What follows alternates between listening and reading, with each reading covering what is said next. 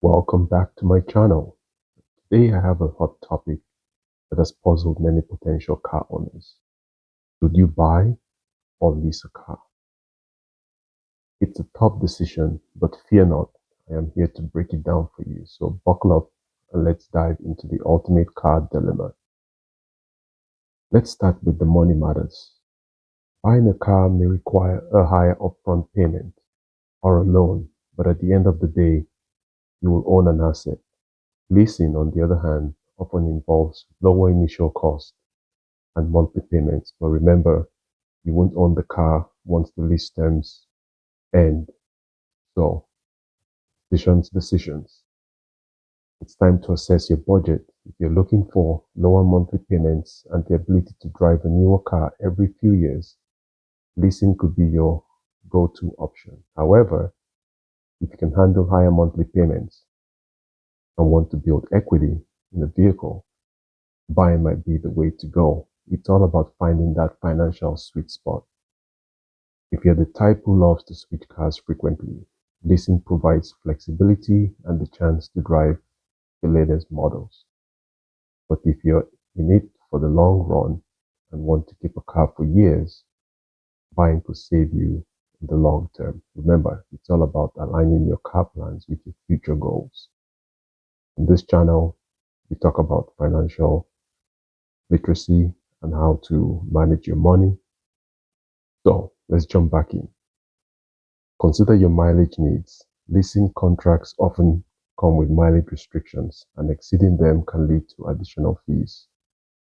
If you're a frequent traveler or have a long commute, buying might be the better choice, granting you the freedom to rack up the miles without penalties.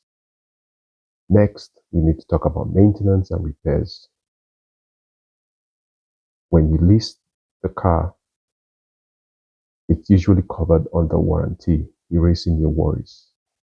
However, when you buy, you become responsible for maintenance costs once the warranty expires. So this is a trade-off between peace of mind and long-term financial obligations. Next, buying a car lets you customize it to your heart's content, such as adding aftermarket upgrades, funky paint jobs, etc. Leasing, however, often comes with restrictions and modifications to maintain the car's resale value.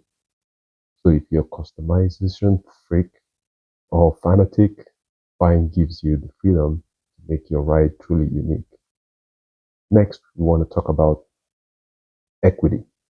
When you buy a car, it allows you to build equity, giving you the option to sell it later and recoup some of your investments. But with leasing, you don't own the car, so there is no asset to sell. It's a matter of personal preference and long-term financial strategy. Whether to buy or lease depends on your financial situation, budget, long-term plans, mileage needs, maintenance preferences, customization desires, and resale aspirations. It's a very complex decision, but armed with these insights, you can make an informed choice that suits your lifestyle and your goals. Now remember, cars are depreciating assets. You want to think wisely before spending your money on a vehicle. My recommendation would be to buy a used vehicle in cash if you can, or if you have to finance the vehicle, make sure it's within your budget. So we still come back to having a budget and making sure that you stick to your budget. So make sure that it's a vehicle that you can afford, that has very low maintenance, and you can drive for a very long time. Okay, because remember, vehicles are depreciating assets unless they're making you money.